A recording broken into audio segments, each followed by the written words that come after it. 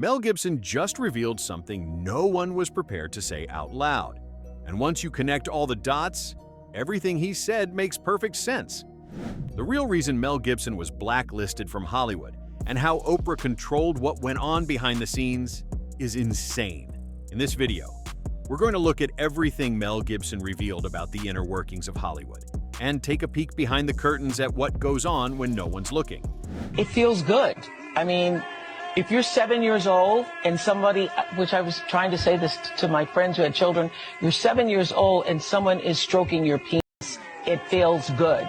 Right. Even though you don't have a name for what that is, it feels good. And when I first said this years ago, people were like, you're crazy, because everybody wants to believe it's like sexual assault and you're being thrown up against the wall and you're being raped. And I have said for years, if the abuser is any good. Mel Gibson has been speaking out against what goes on in Hollywood since the 90s. Before anyone else was ready to speak up against the industry, Mel was already exposing everything. In one of his early interviews from back when he first joined the industry, Mel said that actually experiencing abuse and seeing executives groom young actors is what shocked him. Parents knew what was happening to their kids, but they didn't care. They would just drop off their kids at the director's office and let him do whatever he wanted. As long as the parents were making money, they completely ignored what their kids were saying. When I came over here, I was in my mid-20s. Right. The first time I really came over here. You know, I had a whole bunch of weird paranoid suspicions about what the hell was going on, because there was a lot of stuff I couldn't understand. Right. And nobody was really bothering to explain it to me. They don't. And I formed a bunch of opinions about the town and about the people in it that were like, surely that couldn't be, because the whole place can't be like, you know, Weird Town, you know, where the stranger wanders in and all the people are in the bar and they all shut up when he looks at them, and, and they tell you don't go into the house on the hill, and it's like that. And then you go away and you think, no, I was wrong. I mean, that's insane thinking. I'm paranoid.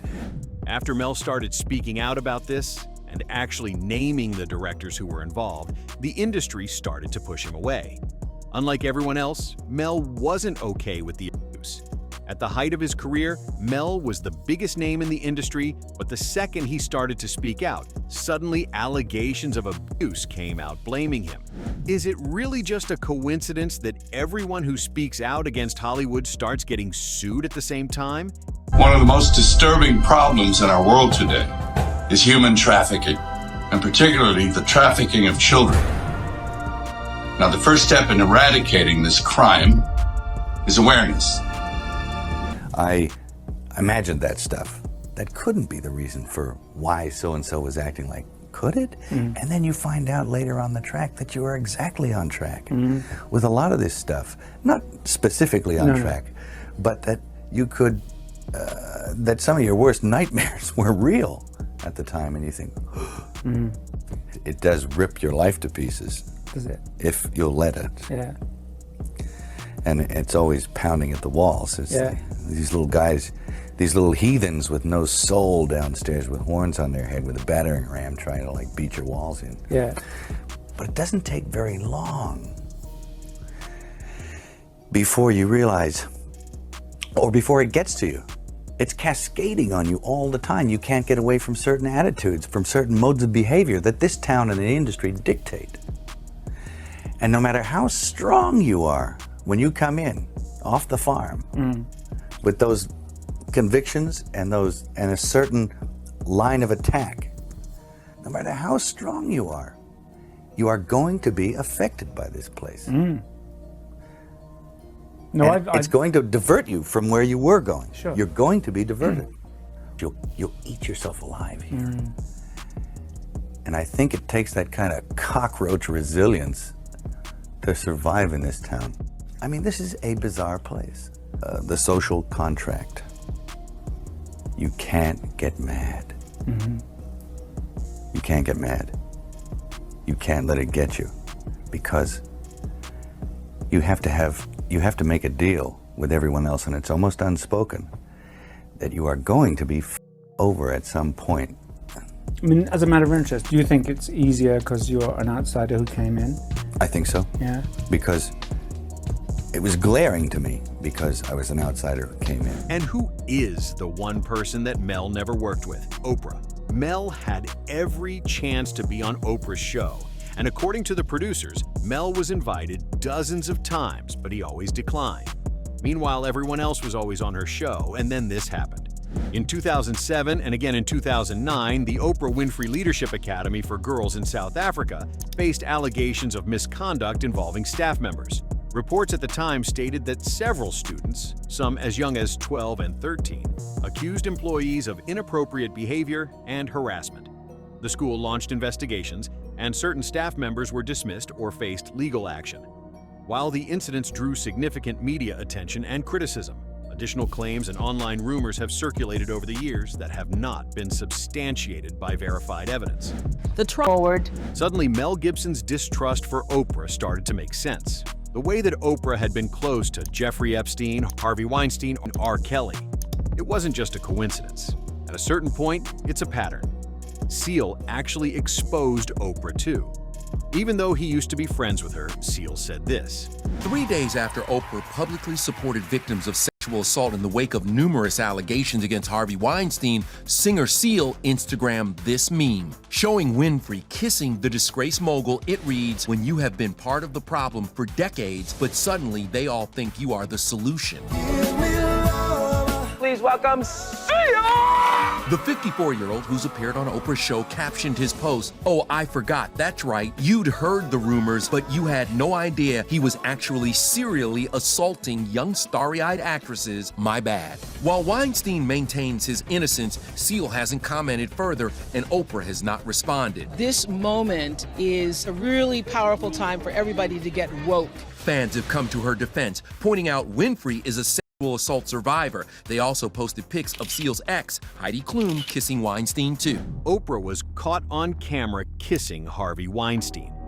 Everyone in the industry knew what kind of person he was, but no one was prepared to speak out. Oprah gave him a platform, improved his public image, and provided him with hundreds of child actors. When Harvey was arrested, she tried to pretend like she didn't know anything about what was happening. Let's talk about what's happening with Harvey Weinstein. I know you posted on Facebook already, but you haven't kind of spoken yet publicly about what's going on. I think that this is, I'm always trying to look for the rainbow in the cloud, whatever is the silver lining. And this is what I do know for sure. When something this major happens, when you have the fallout, 50 women coming forward, that it's a watershed moment. And what I do believe is actually happening is that, first of all, it's triggering a lot of unreleased pain, repressed anger, guilt, and suffering that a lot of women have had. I happened to be on set with several actresses the other day, and we were filming some things, and they hadn't slept over a period of 2 or 3 days, and I was like, what is that? I said, oh, you guys are suffering from PTSD. And when you start talking about it out loud too, everybody has a story. Everybody has a story. And so I think this is a watershed moment. We will have lost this moment. I think this is a moment where no matter what business you work in, there have been women who not only had the disease to please, that's a part of it, but who felt that in order to keep my job, in order to keep my position, in order to keep moving forward, I've got to smile, I've got to look the other way, I got to pretend he didn't say that, I got to pretend he didn't touch me. I think those days are about to be over. And if it happens to you, back in the day, you would say, sometimes you're not even aware what he just said wasn't really inappropriate. I know you've had a couple moments. Where you just think, what did he just say? Yes, I remember Gail had a moment when she came and said to me what somebody said to her was so inappropriate. I was like, oh my God, you can sue over that. But no, and all I said was, what did you say? And then they repeated it. Yes. It's terrible. I just sat there typing with my 20-something-year-old. You pretend you didn't hear it. Yes. You pretend it's okay. You pretend you didn't. No, it isn't. You're right, Jeff. You're absolutely right. But a lot of women have been silenced, and I know. But I do think it's going to change. Being a victim of child sexual abuse, that when you feel like you cannot be heard, and then other people start speaking out, it makes you feel like, oh, now I can speak out too. Yeah. So, And you've been speaking about it for years. Yeah. Now guess who else Oprah was hanging out with? Diddy. You can't even make this up. Every time a new predator is exposed, one person who is connected to all of them always turns out to be Oprah. Diddy's bodyguard, Gene Deal, actually testified that Oprah was present at all of Diddy's freak-off parties. Because you know he was running with Oprah and them. He was running with that whole crew. Weinstein, Oprah, Epstein, he was running with that whole crew. They want to know how we're going to do it, how the public is going to take him. Is the public going to let him back in? And the public is not. The public is already canceling him. I don't believe the industry has canceled him yet. All those people who went to those Diddy parties, not one of them had came out and denounced what he has done. I haven't heard one of them. I have not heard one person denounce, well, man, let God handle it. Get the hell out of here. Get out of here with that. If that was your daughter, would you let God handle it? All those people, they ain't denounced him. They ain't definitely, they can't come forward and say, yo, I support him. Because it would mess up their brand. It would mess up their brand. Jay-Z, we the only one could call each other Sean. Jay is the only one could call me Sean. I'm the only one could call him Sean. Get the hell out of here. If that ain't no fun boy stuff.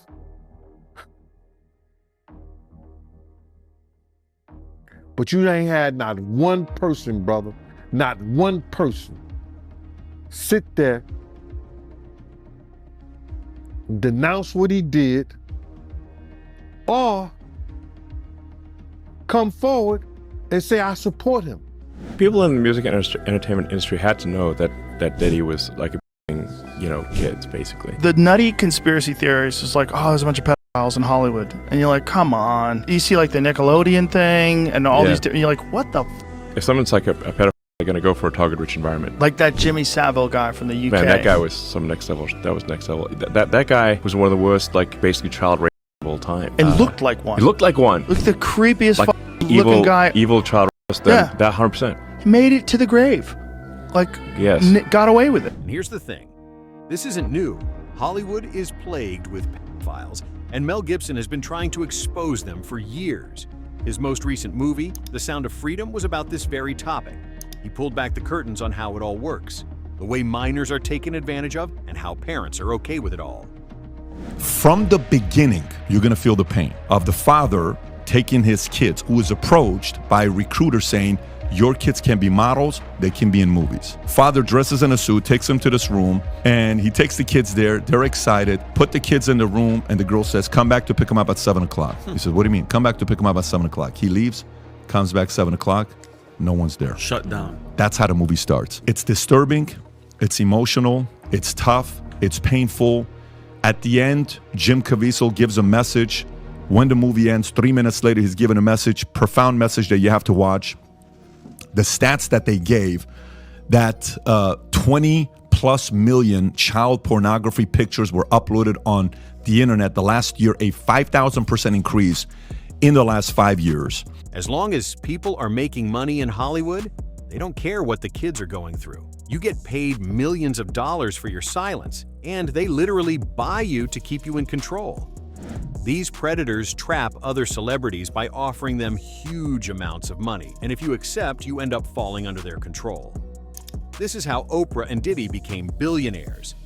A few years ago, Oprah tried to convince Dave Chappelle to accept $50 million, but he realized that this was just a trap.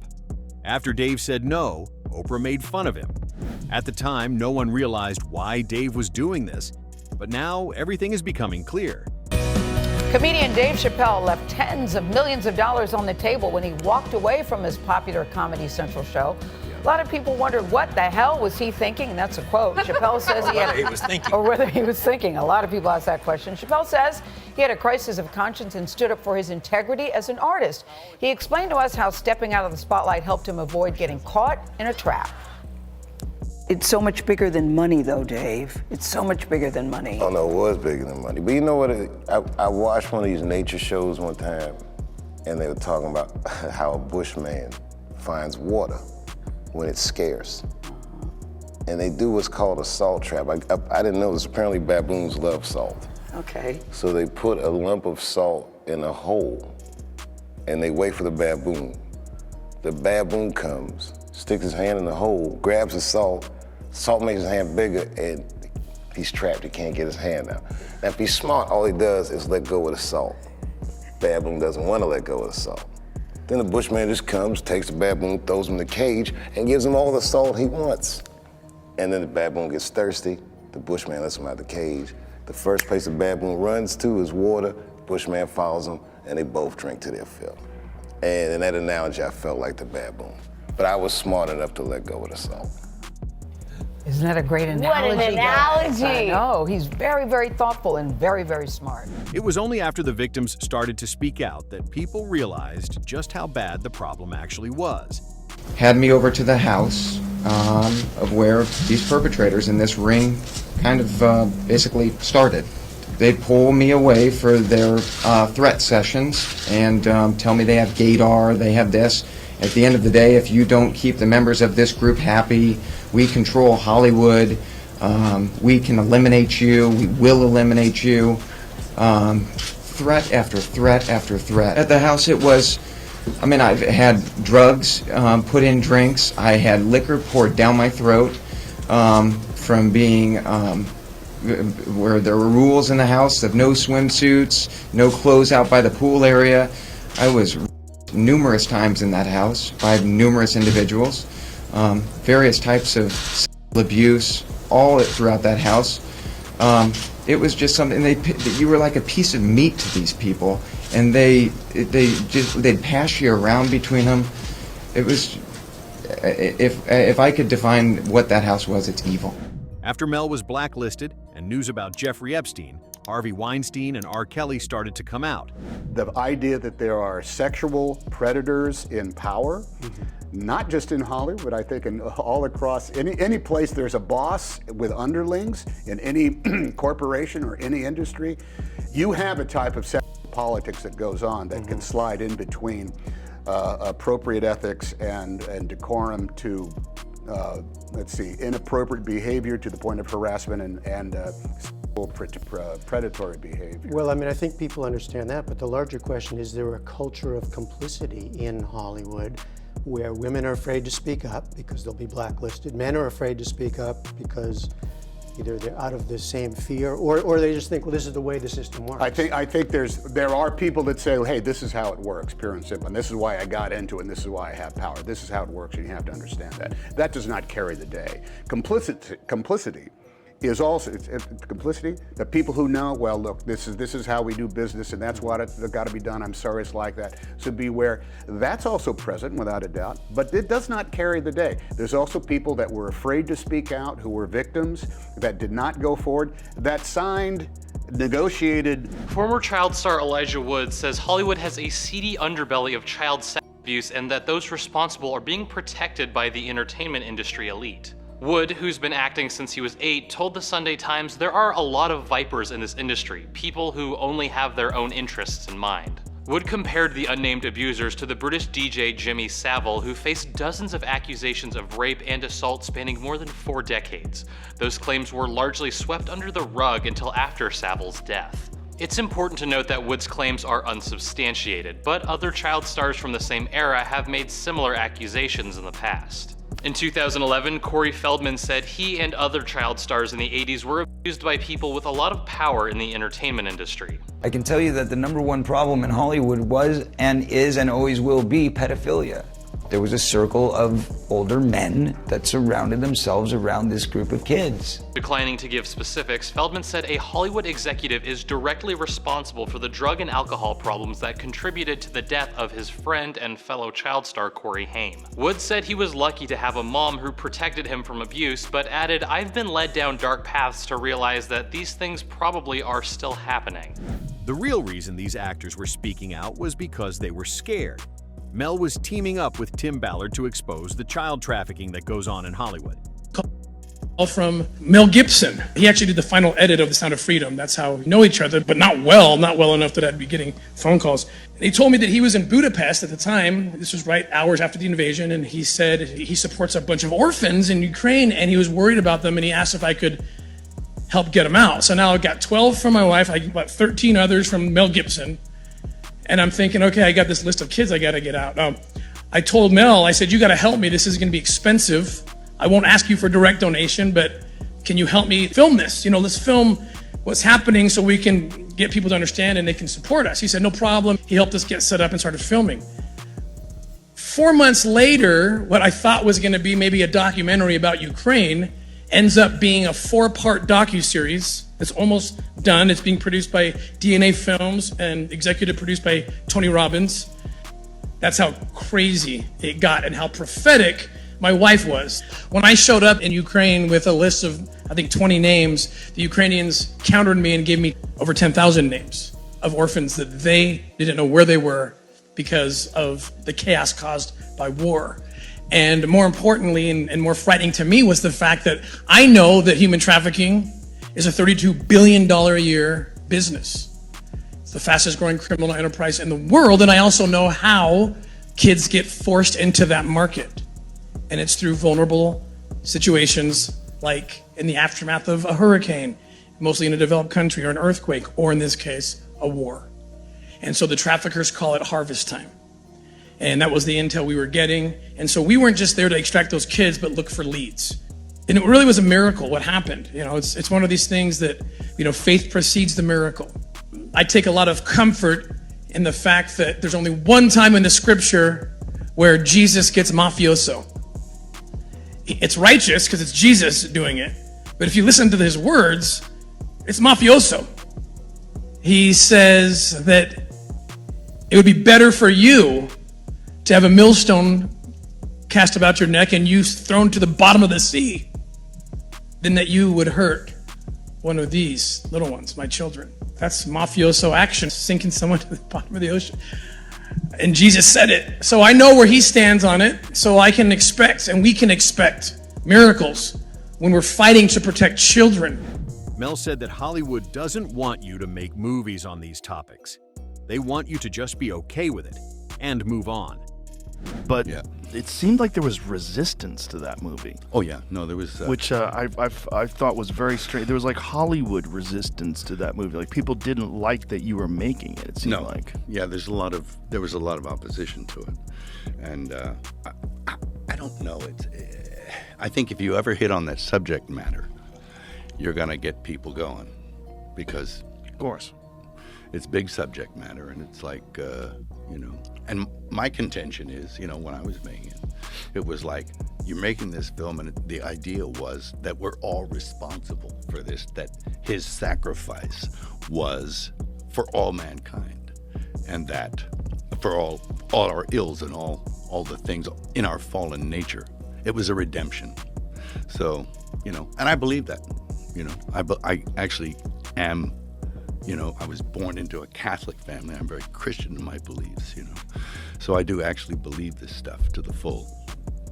So depicting that was an honor, but it was also, you got the daylights beat out of you for it. Yeah. In one of his interviews, Mel Gibson makes it clear that Hollywood's sudden self-reflection came far too late. According to him, the industry only started examining misconduct once it became impossible to hide. For decades, allegations were ignored, buried, or quietly settled, as long as money kept flowing. But the moment lawsuits, arrests, and public outrage threatened the system, Hollywood rushed to pretend it cared. Mel Gibson wasn't just exposing abuse, he was exposing why Hollywood reacts so aggressively when faith, morality, and accountability enter the conversation.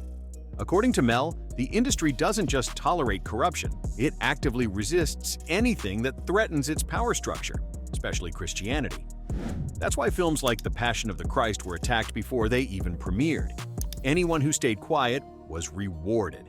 And that's the real reason Hollywood is panicking right now, because the curtain is finally being pulled back. As more victims come forward and more insiders break their silence, one thing is becoming impossible to deny. This wasn't random, and it wasn't accidental. It was organized, it was protected, and it was profitable.